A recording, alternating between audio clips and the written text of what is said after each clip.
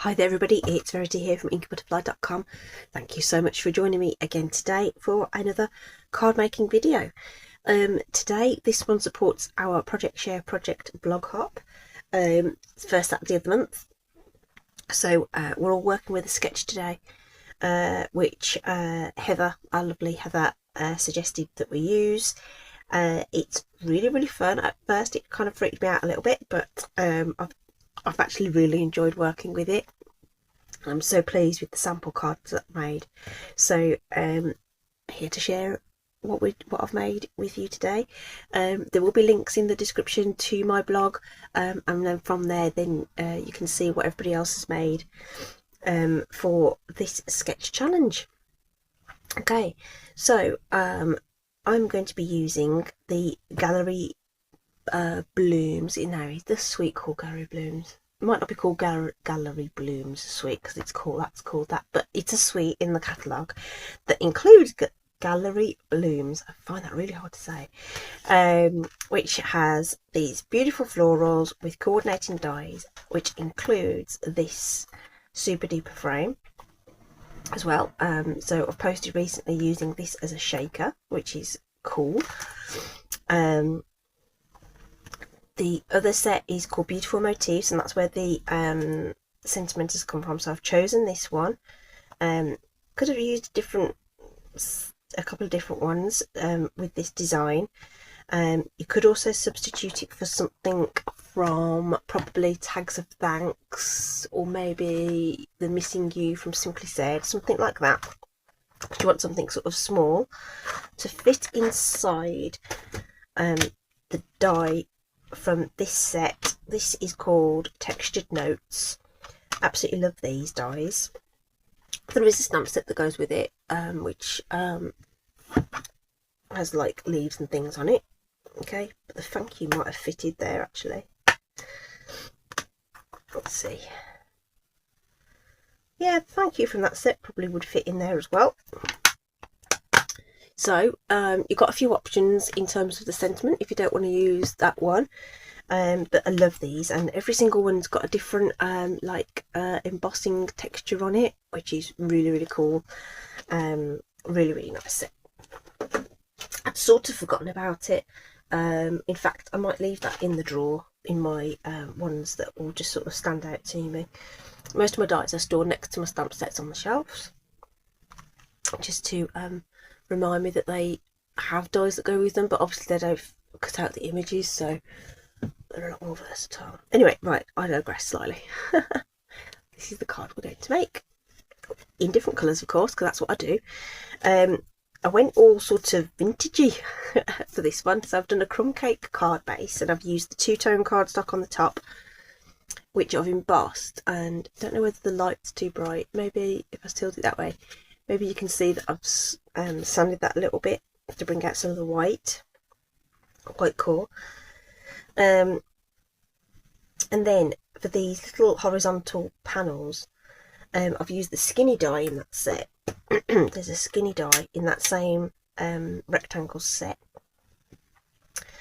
to cut out these little strips. You can totally freehand cut those. I got loads of strips of card left over from chopping down stuff, so you could do that. This is Calypso Coral. So I used Very Vanilla with early espresso ink and layering, and then I've brought the Calypso Coral into the blooms. I've stamped it in early espresso as well. Calypso Coral blooms, and this happens to be Old Olive, which is in keeping with the colour palette.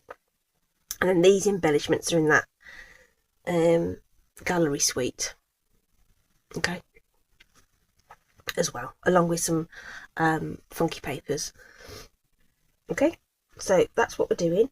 And of course I'm switching it up, so I went all muted and sort of vintagey for this one, so I thought I'd do something a little brighter and a bit more out there, mix up those colour combinations so that you can see it in different ways. But I was so pleased with how this turned out. I was really kind of I don't know, like I say, the sketch immediately went, oof, what am I going to do with that? So we're going out there with this. So the strips are going to be in Petunia Pop, so I've got another, just cut those from scraps, so I've got another one to cut. So I'm just going to tear off some excess actually, so it fits on my plate. And I'm going to use Misty Moonlight. So there's the card base, and I've already got a piece of the two-tone cardstock to emboss here. Okay, so you can do the light side and the dark side. I'm keeping mine tone on tone just to make it look like the front of the card, and tone it in. So this is just a lighter weight cardstock, and it embosses beautifully. I'm going to use this, can't remember what this is called. I want to say Pretty Petals, but I can't remember. So use an embossing folder of your choice is the message, really, to be honest. Now I can never remember if this one's a 3D one or not. I don't think it is.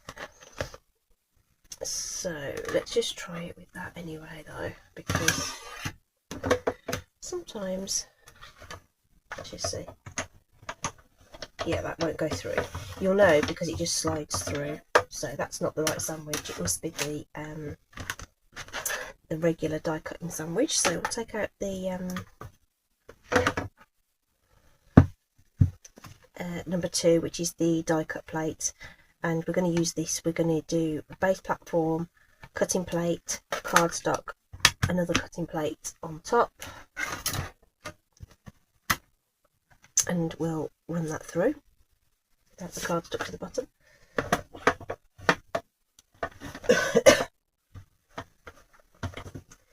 Okay, so it shouldn't be difficult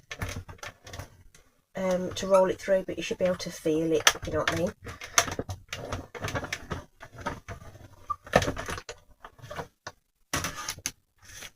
Okay, so that's all run through. We'll put our die cut platform back in, ready to go for when we would need that next time. Okay, so now we've got our embossed layer.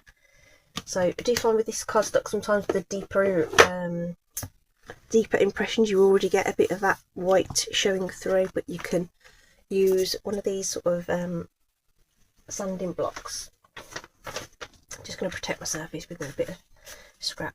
One of these sort of nail sanding blocks or something like that, and it makes a horrific noise, so if you don't like that noise you might want to turn that down. But we're just going to rub over that and expose some of that white core.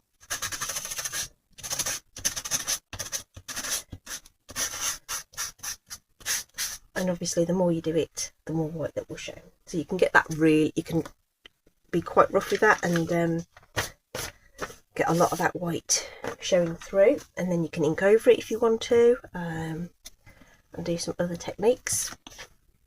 We're going to leave it at that. Let's get some of that sand off, and then there's nothing else to add to this before we adhere it on. So let's just use some seal. Just go gently over the embossed bits that you don't peel the cardstock. And that's just run out on me, but that's fine. See, so that red line's just come out, so we'll have to just change that out.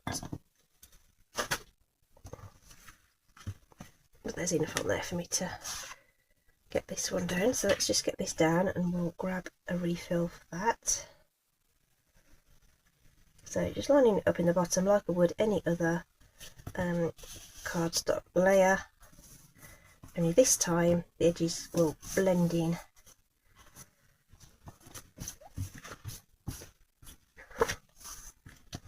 Okay, and then you can just sort of reinforce that score line. Something's got under there. That's where my fingerprint was, I think. Okay, and just make sure that that's all nice and stuck down. Okay, I do probably need a bit of seal on that end. Okay, well, we can fix that later.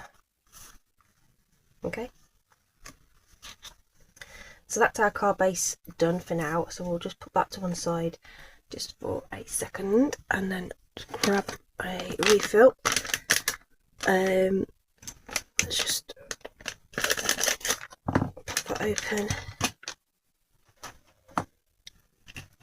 and then that just slots in. The two holes just line up there.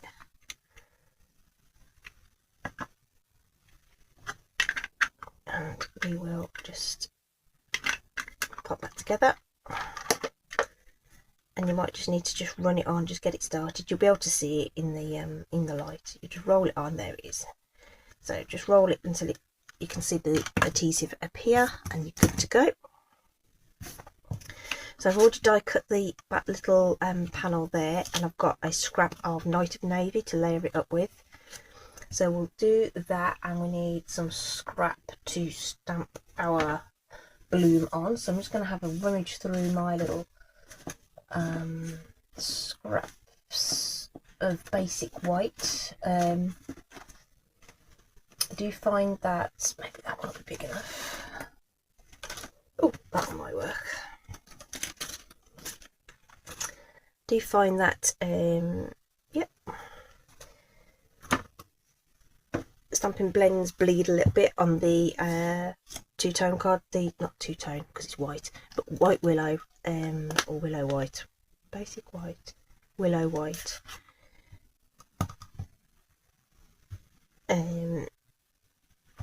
It bleeds a little bit, so I would use the basic white for stamping and colouring with blends or alcohol markers of your choice.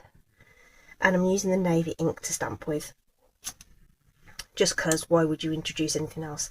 And a lot of these darker colours, they you know, unless they're next to something else, you can't really tell that they're not black, if you know what I mean. They're deep enough. Oh, and then we need the sentiment. Sorry, no, I didn't need to wipe it off. Oh dearie me, trying to think 2 steps ahead. I'm getting myself confused. Okay, just wiping that off, and then we'll use, well, the ink pad's out. We'll get this sentiment stamped. Just line that up toward the top. Some firm pressure and lift, and there we go. That's beautiful. Okay, so like I say, you could sub that out for anything you like. Okay, so that's ready to go as well. So we'll pop that with our card over there. We've got our petunia pop strip to do, so I'll put that on the plate ready. So to keep, as I did with the other card, I'm going to use the petunia pop, which is going to be the colour of the strips, to colour these little flowers. And I mean, this isn't going to be like artist grade or anything. These flowers are quite small, so also not blending per se. I am going to use both markers just to get a bit of dark and light in there, and I'm only doing one. I'll show you another sample at the end.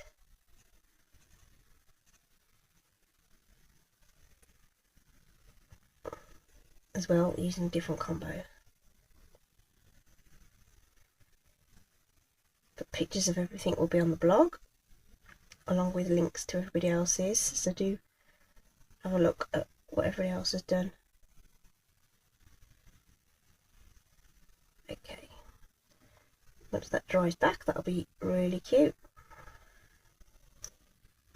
Okay, so like I say, nothing complicated about that colouring at all. And then the green I'm going to use this time is Granny Apple Green. So again, we'll use the dark marker, and where the lines are on these leaves, that's where I'm going to put the dark marker,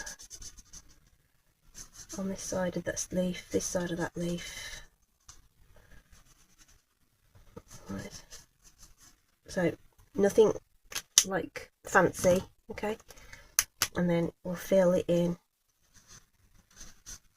with the light marker. And again, once it dries back, you'll see that much more clearly.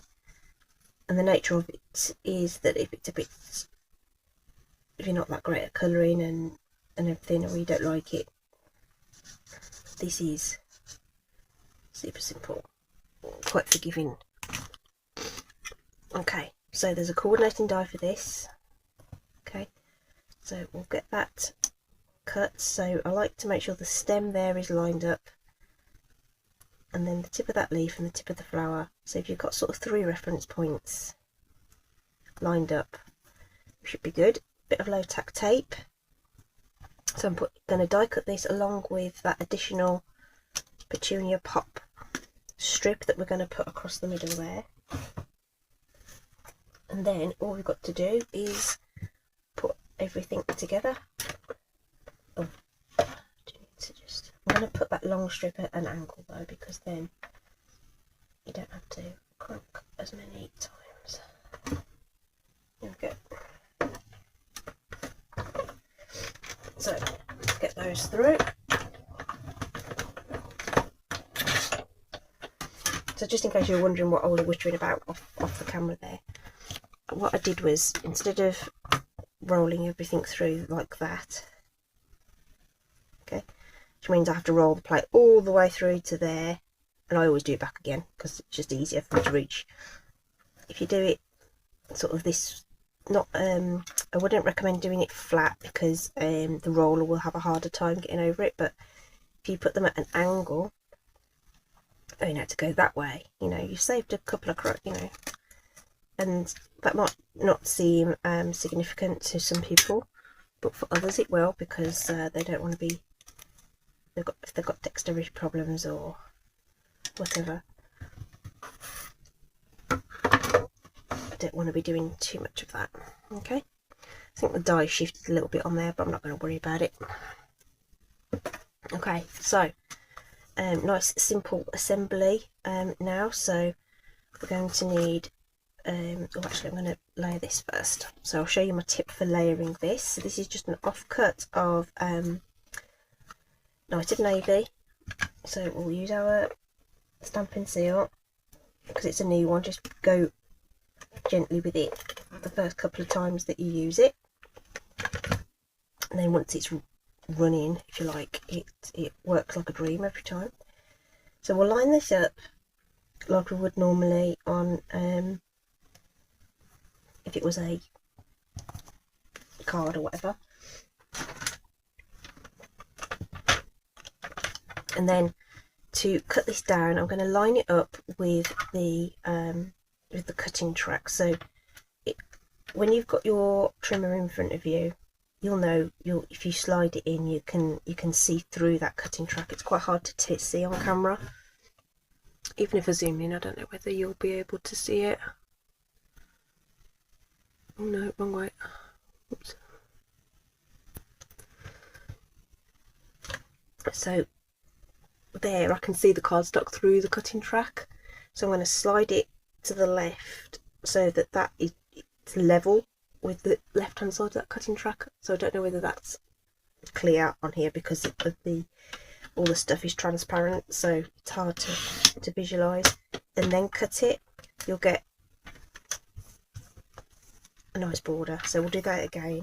So it's visible in that cutting track right now, and I'm going to shift it to the left until it disappears and is just to the left there, and then oops, cut it. Okay, got some decent scraps there. Okay, and then we end up with a nice border around there. Right, zoom back out.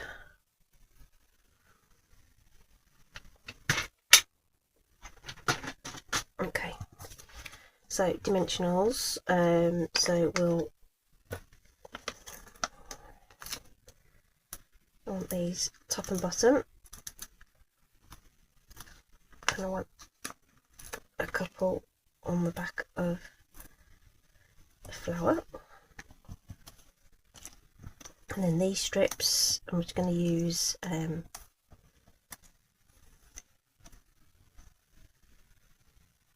some of my multi-purpose glue. So we're just going to do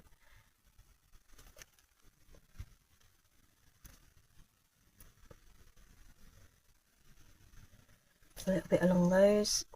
Just sort of make sure you got stuff right at the edges, because that's it's going onto a textured surface, so just want to make sure that you've got those, the end pieces, nice and secure, if you know what I mean. Get our backings off so that everything's just ready to go.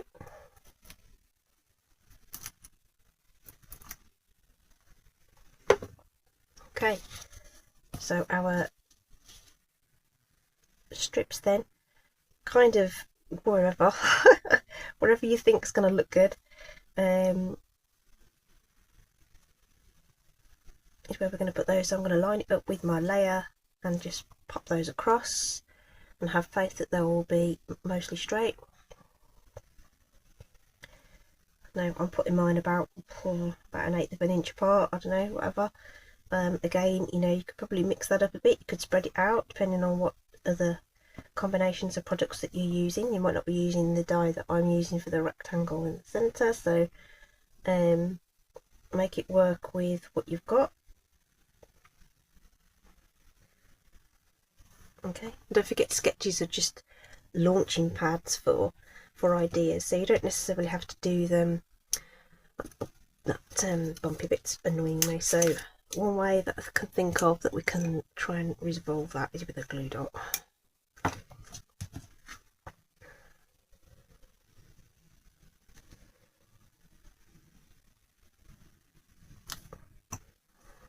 Okay,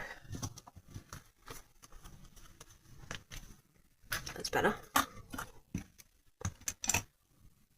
I need another one up there. We'll then put our little panel on. So this one's going to end up a little lower on the card, I think. That's fine. I don't mind that. So again, trying to get this sort of side bit nice and lined up, and then we'll put our little bloom in underneath. Probably should have stamped it on basic beige, now that I come to think of it, to tone that in a bit because the white's going to pop. Okay, and then I'm going to use these gems. These are two-tone gems, and they've sort of got blue and purple in it, and it kind of goes. So these are called two-tone sparkles. Let's put two-tone sparkle gems. So I thought these would go okay with this. So we'll pop some of those on. Got a nice trio as always. Already got adhesive on them, so we don't need to worry about that. You could put some extra ones on if you wanted to, make it a 5.